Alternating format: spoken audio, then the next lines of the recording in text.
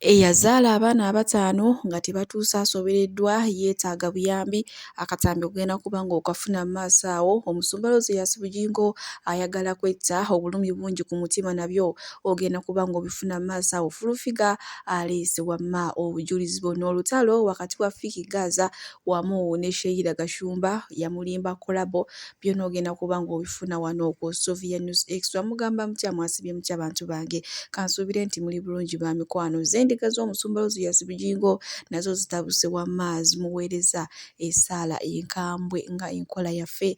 Mbasaba vidiyo eno mugimpere like era n'ensaba gwe wenna atannaba kusubscribinga wano ku Sylvia News Extra nti mukwano subscribinga era onyige ne notification bell oleme byonna bye mba nteekayo wano ku Sylvia News Extra. Nenyongera okusabira mwenna abalwadde abakosefu tisaba ekisa kya Mukama ate kibatuukeko ba mikwano. Sheikh Ashraf omusomi w'edduwa onono ng'akola ku nsonga z'amaka, oyagala kufuna butuuze bweru oba bizinesi zo nga tezitambula bulungi, mukubireko ku nnamba y'essimu eri awate wamma akulombera edduwa togenda kuddamu kwejusa. Munnange amawulire agava ew'omusumba Rosias Bugingo gennyamiza gakwatiza ddala ennaku era nga kigambibwa mbu ayagala na kwetta olw'ebizibu olw'abantu abamaze ebbanga nga bamutambulirako nga bamujwetekako ebigambo musajja wattu byatamanyi. Furufiga muyina maaso wano ng'ate annyonnyola ssaawa zino embeera omusumba Rosias Bugingo gy'ayitamu ffe nga ffe gye tutasobola kulaba ng'avudde ku kamera. Kale katusooke tulabe Furufiga ate tweyongereyo. Bannange ennaku zino z'essaala z'asaba zitiisiza ddala zirabika nga Awo atakuwa kyakulya Mama Fina yakikuwa. Mama Fina watakuwa kyakulya musumba Rosias Bugingo yakikuwa. Tusimbula tukola buli lunaku. Ekisa gavumenti ya president butalako aboogere. Musumba agenda kwetta. Tunulya musumba Rosias Bugingo sawa gyasabye. Kuvumwa abakadde mu kanisa baswabula kibaluma ba Uncle Cash Uncle Nsubuga mukola kinga manya mateeka.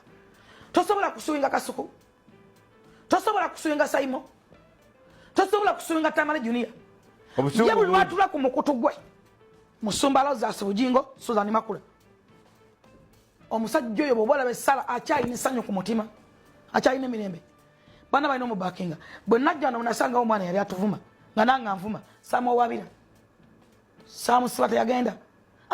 Mawulire si malungi yadde n'akatono agava eri ew'omusumba Rosias Bugingo kubanga olengera atuuka neekussa ate eryagalwa okwetta naye ze nga mubaya ndibadde asooka naye wamu ng'olusirika ye nga ye n'abeera eyo ng'asoma Bayibuli ng'akoowoola ekisa kya Mukama ate kiddemu kimwambale kuba n'olwaleero abadde mu lunch hour era essaala gy'asomye azzeemu kolima bukolimi abadde yandisoose ne yeewummuzaamuko n'addamu n'akoowoola buto ekisa kya Mukama. Bwe tweyongerayo munnange n'omukyalo ono yazadde abalongo babeera abayita balongo babeera babayita batya yazadde abaana bataano omulundi gumu ne bano abaana yabazaala nga tebatuuse era nga babadde bali mu incubator naye kati baavuddeyo balina ate stage endala kwe baabatadde era nga munnange wenjogeera ssaawa zino asaba buyambi omwana atali omu abatali babiri yazaala abaana bataano omulundi gumu kyokka ate nga buli stage yonna gye batuukako ebeera yeetaagisiza ddala essente so munnange avuddeyo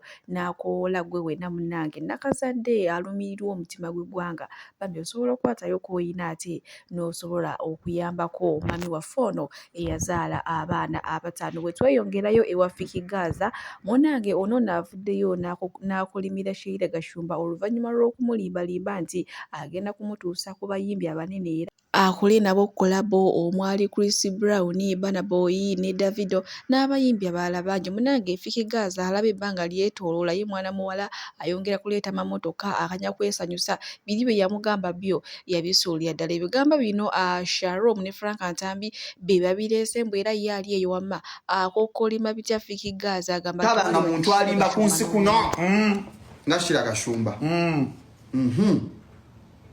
yamulimba ki yamugamba agenda mu akolabo ne ba Davido ne Burna Boy ne Chris Brown ne byonna tabikolanga yatuuse gula motoka nga Fiiki Gaza tayinza kolabo yadde tagifunangako era is not happy at all with the beautiful sweet she byebyo kati ali mukulanga Sheila mulanga ki omuntu akusuubiza akira akumma omuntu akusuubiza agenda kusitula kaliyayo because tukiriza batugani music business sinyango nsobola okubulira Shalom omuyimbi gwe bayita Diamond Platnumz omumanyi waliwo omuyimbi gwe bayita Neo omumanyi America waliwo empaka ze bayita zineza Coca-Cola rated next is it rated next nedda Coke Studio yes mu 2018 somewhere there Coke Studio yayita omuyimbi gwe bayita Neo nava mu America najja nga yomu ku bagesi ba Coke Studio pulira Coke Studio neyita abayimbi across region yaffe nga babayita bulijjo mu ggwanga erya Tanzania abayita omuyimbi bamuyita Alikiba ojjukira rival yali wakati wa Alikiba ne Diamond Platinum eyali ey'amaanyi Alikiba yali wagguluko wa Diamond Platinum back then era gwe bayita Diamond bwe yakitegeera nti nno omusajja agenda kujja mu Coke Studio ng'ate amwegomba Diamond yegomba Neo n'agamba nkoze nti ajagala kufuna collaboration ng'akimanyi bulungi nti bayinza okugiwaani Alikiba competitor we kubwere because bali bagenda kumala akaseera kaki kaneneko nga bali bonna Diamond kye yakola yagenda Kenya n'amanya nti nno ni yagenda kusula ku hotel Chinti Serena Kigo n'agenda n'amanya n'ategera agenda kusula ku floor bweti n'apangisa room ngeri adjacent mu ya Neo Diamond Platinum nabedanga buli lunaku we luti olukya akera kugula kuba music wa Diamond nga bakawulira music bagamba kikyecho nga Diamond yakwa music wa Neo aga kuba uwe wa Diamond ninga muoganya apikinga amatugani ga Neo era tebwali busa ku lunaku olwokusatu we luti Neo nagulawo bwati akebere neighbor wange awoganya music kiki agenda okulaba akasajja akampi akasibye ebividi ng'ebya Shalom kali awo yange binyirira n'ebyo byali binyirira akasajja ne kamugamba mukama wange nze nakwegomba bwadda kyebadde njagala kupikinga attention Fiki Gaza ye munange si musanyufu n'akamu eri Sheila Gashumba oluvannyuma lw'okumulimbalimba nti agenda kumukonekitinga ne bana abayimbi abalina okuli Davido, Burna Boy, Chris Brown n'abalala we yamugamba abantu balinga 5 naye nga bonna bayimbi b'amaanyi nnyo. Munnange Fiki Gaza yakanyiza kulinda ngala mwana muwala ebisuubizo bye yamugamba nga yabyerabira dda kwe kuvaayo naye musajja wattu yeeyogerekera ng'ennaku zino Fiki Gaza yafuuka munyakuzi w'abasimu ng'ate we nabaleeterako awo abantu abaali bagamba nti yabba amasimu gaabwe. Munnange bwe nkongerayo n'omusumba Luzias Bujingo era nga zo endiga zitabuse jjukira mabegako awo yaziweereza essaala eri gye bayita Super Lubalula. Munnange nazo zaabikooye zeetamiddwa manyi bagamba atakulekera tomulekera nazo ate zasazeewo zimuddiza essaala eri gye bayita vaawo mpite osooka owulire wano essaala ate tusobola okweyongera. Ayi mukama gwe Katonda wa kabaka gwe yatonda eggulu n'ensi gwasalawo alina okufaanya alina osigalawo. Ayi mukama tusaba oweereza essaala embi ku kyaki ya Kanani olwagala okuzimba Pentagon ne bazimbe bw'essabo. Ayi mukama gwe Katonda w'ensi yonna mukama gwe tusinza gwasalawo munnayuganda wonna w'olisimbula essaala oba oli mu ggwanga Uganda saba oba oli mu diaspora saba weereza akabujinga essaala embi basobola byonna eyamujjako omukazi w'empeta n'omuleetera malaaya saba mukama sindika essaala zonna awali kyaki wabeerewo ekiraalo ky'ente. Ayi mukama gwe kabaka wabakabaka mukama gwasinza byonna okufa tukatulinawo emirambo 2 sofa mu mikono gya Bujingo twagalawo emirambo 10 endiga ezaagano tegera zonna zifwe. Ayi mukama saba ramasekete sandararo rakaya. Ayi mukama sente za Pentagon zazima za apartments e Rwanda. Ayi mukama sente za Musoloti zazimbibwa mu Guyumba baguzimbira malaya. Ayi mukama togala ebyo nabisadewo. Ayi mukama choyagaliza mukachitawo kita nyoko mukama kyatwagaliza naye kimukube. Ayi mukama sabula. Ayi mukama totira muntu yena kuliso sandabula munna Uganda sindika essaala totira Bujingo kuliso omuntu yena akwagaliza okufa. Ayi mukama simbula rakaya ayaya olugulidde kupata katukubatula essaala mukama lwena tomutira kuliso katukubono leero ojja kukiwulira gwe yatutambala gwe yatulumba. Kakati tutandika butandisi kewasimbudde essaala ey'okututta ffe bannayuganda awo katukubatule buli kika kya essaala awo kati naffe katukukube kubanga gwe otwagaza kufa twali tukukoze ekyo. Ayi mukama twagala n'ebyo ebiriga byonna ebyesirugwaza nga bikyasigadde mu eyo kyaki ne biwaayo za Pentagon ezo ne ziriibwa. nebiwaye za radio ezo nezigenda musemanya bigula satellite nezigenda mukama ebiriga bikumeko mutategere bitaddamu magaze bifwe mukama bifwe batwagaza kufa nafe nabyo bifwe naibo bali na peti oba musumba wa kikaaki yoza Endiga z'okukkananira ndi ye munnange omusumba waazo tezikyamuweerako ddala kitiibwa bazeerabidde nti n'omusumba kati sooka owulire essaala gwe eziri mu kusomebwa omusumba. Abalungi abatuwuliriza era abatulaba olunaku olwaleero tukyaddeko ewa Sheikh Ashraf Dembe. Ssebo nsanyusa okubalaba. Amannya agange Yozeseeka Ashraf Dembe akola ku bizibu by'enjawulo. Omuntu singa aba alina ebirwadde musomereddwa tumuwa amazzi ga lukuya nga bw'obadde ogalaba tugenda abantu ku kyoto ne ky'emizimu emibi egibabaamu n'okulomba edduwa abantu singa abeera ng'ali wano atuuse nsobola okumulombeera edduwa ne waba atatuuse nga mpadde amannya ge naye ng'ali wala neetaase ennamba yange yeeno eri 0707763711 nammwe bannyinaffe abali ebweru oyagala okuba nti oyagala okulombera ku dduwa ng'olina ebizibu viza zibuze amaka gakolongotana sente zikola zimpita mu ngalo ojja kumpeereza ekifaananyi kyo n'amannya go ebyo byokka bijja kummala nja kukulombera edduwa ojja kutereera. Olunaku olusembayo mu mwezi mba n'edduwa eyawamu ffenna n'abalwadde bange abakadde n'abapya. Salaamu alaikum warahmatullahi wabarakatuh. Bwe tweyongerayo ku nsonga za Hajji Ali wamu n'omukyala Hajjati Zuula, munnange Calvin Kayanja mulina amaaso wano ng'ate naye atangazaamuko agambye nti okuva kkooti bwe yakawaŋŋamudde nti omwami Hajji Ali takozesangako biragalalagala nti ekyo kyokka kimumala okumusiba emyaka n'emyaka nti kubanga alina okuba nga buli kimu kyonna kye yakolanga ekyokulinnya kaddeeka ekyokukwata omwana yebikolanga abitegeera kuba sigamba nti oba anywa enjaga nti yagiyingirangayo nga tategeera ng'enjaga emuli ku mutwe era agambye mu mwenna abasanyuka munnange mulindeko okusanyuka kooti yinza okuba ng'ateze katigo kaayo ng'ategeeza abantu nti kooti egambye Haji yakeberebwa omutwe era gutegeera bulungi.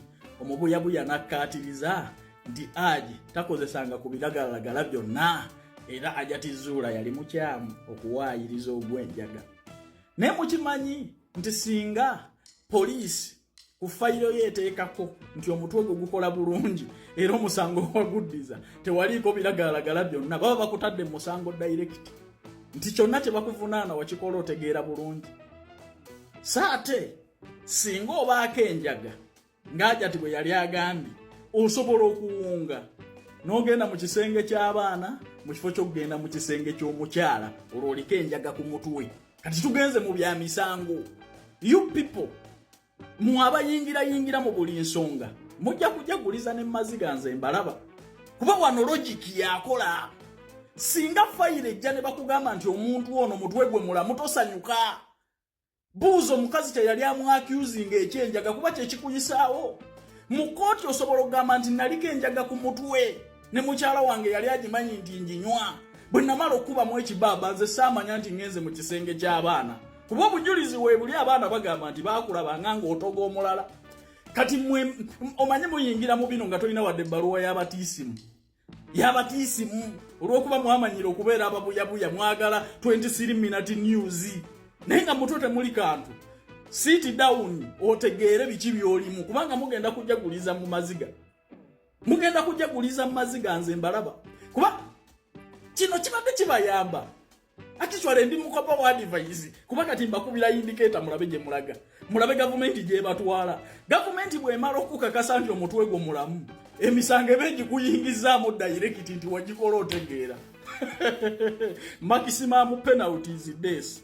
Era mwenna abazanyira ku baana b'abendi abato, this must be a warning. Nze mbabuulira, this must be a warning and it started to you nti maximum sentence ku musango gw'okuzanyira ku mwana oba mweyagala oba kuleepinga is death. Bajja kateeka ku fayiro yoti omutwe gwo gwali mulamu tewali ekisikyuzi ndala nti nali tamiddemu. Omubuyabuya wakuno n'akuŋŋaanya kamera Hajjati yali atulimba ekyenjaga. Mwebuuze lwaki kyavuddemu omuntu bamuleete direct indicator zikuba Calvin Kayanja yaliba omutuufu. Jjukira olunaku lw'ejjo kkooti yavuddeyo n'etegeeza abantu nti Hajji Ali baamukebera nga tanywangako ku njaga, ekitegeeza buli kintu kyonna ky'abeera yakola oba buli musango gwonna ogumusomerwa abeera yagukola ng'ategeera. So munnange mbadde ngamba abantu batiimu Hajji balindeko okusanyuka kubanga tetumanyi kkooti kiki kyegenda kusalawo ate ekyenkomedde. Omusajja bayinza okumusiba mu bintu bwe bityo, akageri ke baamukebedde nti omubiri gukola bulungi naye wali wabeerako enjaga bayinza okugamba waayi omusajja yaliko enjaga nga ebintu byonna bye yakola nga tabitegeera. Kale bwe tuli bwe tweyongerayo ne Pastor Bugingo munnange omuganda yagera olugero olugamba nti atakulekera naawe tomulekera, ennyanja ekutta omira, era nga munnange endiga zasazeewo ati naye zimuddiza essaala eri gye bayita supalubalula banange bo endiga nyiivu nnyo byansuso. Ngenda kubanga mbalekeraku wano akatambi nammwe ate mubyewulireko era ng'agali mu nkubo fulufiga yabyogedde omusombolozi Bugingo awulira buli kimu kimutamye mwayagala nakwetta kwesinga ate wenabateeddeko akatambi akasooka. Mutata, kyolina okugiddamu taata, kabaka w'abakabaka, tukukwasa Bugingo, taata nga batusabira okufa, ayise mu Bayibuli, naffe Bayibuli tugimanyi, tulina obuyinza, taata obusaba mu Bayibuli, todda musala za Bugingo yekka, taata nezaffe ziddemu, tukukwasa omwoyo gwo, tukukwasa ekyonziira kya Bugingo, taata yeggwalina amaanyi agasobola kwota ku Bugingo, agasobola okumukakkanya taata, okuwamu ebiwawaatiro, taata ebiwawaatiro n'abikozesa bubi, kakati taata ebiwawaatiro byo bitwale, tukusaba omwoyo gwa Bugingo, taata ogutwale ew'abakama be, kubanga Bugingo nsibiko ya Sitaani, taata amaanyi go gakole, bannabbi ab'obulimba balabire ku Bugingo taata, lw'olwokubanja Pentagoni, y'ensonga lwaki atukonjera, y'ensonga lwaki atuwayira, taata twasonda akasente kaffe mu bulumi obw'ekitalo taata, nga twagala okuzimba ennyumba yo taata, ne tukwasa Bugingo, ne tumukwasa amaanyi gaffe taata, nkukowoola amaanyi go Mukama, kabaka w'abakabaka eyatonda emigga, n'otonda ensozi, n'otonda amayanja, n'otonda ebikko, n'otonda ebisolo, n'otonda enjazi taata, mutwale Bugingo omutuggyemu Mukama kabaka w'abakabaka, ne tukyasobola kudiringa naye, amaziga gatuyitamu, emirambo gyaleese gimala taata, assa abaana b'abantu ali ku musaayi gwa Sitaani, mwatulimbira taata mu Bayibuli yeyo ekitiibwa, taata Bugingo yeyo kya Bayibuli, taata Bugingo yeegaana empeta, taata Bugingo musajja mu binyo, taata kyemmanyi omulaba, mulaga amaanyi ag'ekitalo, mulaga obuyinza bwo, mweggyeko taata, avugamaganya erinnya lyo, avumaganya obwakabaka bwo, avumaganya ekitiibwa kyo, taata laga obuyinza bwo, laga ekitiibwa kyo taata, otuwonye Bugingo, mutwale munnange omutuggyemu taata, tukoye taata, ekimala Mukama, tumukoye okukuswaza, okukulabirira, okukukonjera taata, olw'okuba ebibi bye taata, olw'okuba tulina maanyi taata, tetulina buyinza taata, naye nga tulinaawe kabaka w'abakabaka, osobola okukikola, tukukkiririza mu taata, y'ekiseera otulaga amaanyi taata, tukukowoola taata, laga emirambo wa Bugingo taata, laga emirambo ku Bugingo, laga emirambo ku Bugingo yennyini taata, emirambo gizeeyo, tuzaayo bakafaya, Zaburi 35, lwana n'ababalwana naffe taata, lwana ne Bugingo akozesa amaanyi ga Sitaani ne yeerimbika mu kigambo kyo, tomukkiriza kuswaza, tomukkiriza kuwemula taata, abantu batandise okutunula olw'ensonga za Bugingo, akozesezza bubi taata, akozesezza bubi ebiwawaatiro, kyekiseera obimuggyako taata, yeggwawanika taata, eriiso ly'ejjeji, eriiso ly'eddene taata, litunuze mu Bugingo taata, olabye byakola taata, taata olabe bw'ayonoonye ensi eno taata, olabe bw'akoze munnange taata, munnange tukusaba gwe kabaka w'abakabaka taata, otukwatireko munnange, totukkiriza kukaaba, totukkiriza kubonaabona, totukkiriza kugwa mu ssuubi olw'omuntu utume wa Sitaani eyeerimbika mu kigambo kyo taata, mulageeko ti munnange gwosinga, tokolera Bugingo munnange, kolera abantu taata, kubanga oli w'amaanyi, oli wa kitiibwa taata, watutonda mu kifaananyi kyo, n'otutonda mu buyinza bwo, n'otutonda mu maanyi go, kaakati no munnange taata, kyekiseera otulwanirire, kyekiseera otutaase, Sitaani amazeewo ensi eno, Sitaani ayingidde ensi eno ng'ayita bannabbi ababulimba taata, twala Shwaitaani taata, twala Shwaitaani eyitiridde, eyingidde mu bigambo byo, eyingidde mu kyaki yo, etwala abantu bo taata, taata enkuyanja y'abantu eggwabo tata tunula munange luminati huyo tata luminati huyo machachi tata luminati huyo tata tuwulira tufa munange tata huyo tumukukwasa tata manyiga bujingo asuza misayi gy'abantu mu nyumba ye ya white munange je yazimba ku sente zaffe zitwamuwozimba amakago zitwamuwozimba nyumba yo mwatuvumira munange mwatufulira ekyo nzira mweyawasiza malaya tata ekyo nawo kiraba mu nyumba ye mweyawasiza malaya mu nyumba ye mweyawasiza malaya mutwale tata wamune mukazi we oyamajidwanga Suzani makunabo Suzani akayagala nseno abo banabbi abo bulimba tata abavumaganya ekitibwa kyo abavumaganya obwakabaka bwo tata yegwe tukabira kubanga tumanyi osobola yegwa ina amanyi gubitonde byonna tata yegwa sobola tutasa olwokusonda akasente mu bunako bw'ekitalo ne tuzimba ennyumba yo tata mujingo nagizimba mu amaka gagadde tata yatambula n'abamundu yatambula n'abemundu tata mujingo mutemu nnyo munange mutwale tuyisaba bulinnya lya Yesu tata gwe kabaka wabakabaka tukukowola ku mulundi guno tukkiriza tulina okukkiriza tata tugenda kuddamu ensala zaffe asabra baba erigonosadadada yabudesadadada tata munange owekitiibwa totuleka kubonaabona tokkiriza bujingo okutusinga olw'amaanyi ga sitaani gakozesa okwerimba ng'alimira mu kigambo kyo nakuvumaganya tata kyekiseera otulage gwe kabaka wabakabaka kyekiseera otulaga amaanyi kyekiseera otulaga obuyinza kyekiseera otulaga nti osobola kyekiseera ojjeyo obuyinza bwo tata otukwatire ku bugingo munange tukoye okwonoona okutufuula abalalu okutufuula ebisiru okutuvumaganyanga tata fe abakukkiririzaamu bwe tulaba ku bugingo nabiki byakona tata tuwulira nga tukowo tata tata tuyambe munange tata tuteesenge bugingo tata munange tusasira tata bugingo asuse tata bugingo asuse bugingo asuse okwonoona munange mutwale mulinnya lya Yesu.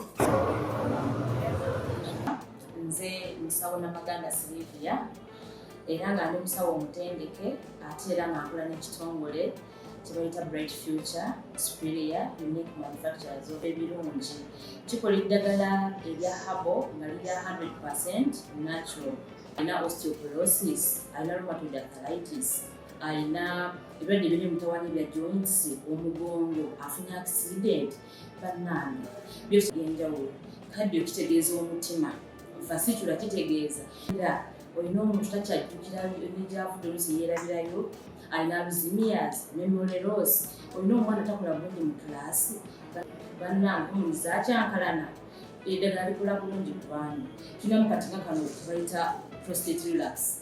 Kano akadagala kayamba abaana okutangira prostate cancer, kabayamba alina prostate enlargement, bannange olina kansa atandiikiriza ali mu stage esookola ey'okubiri. Mugambe oba sisitawo oba bratawo oba mukwano mugambe ajja kussa akadala kaffe kano tagenda kuddamu kulowooza ku ebyo ebirwadde.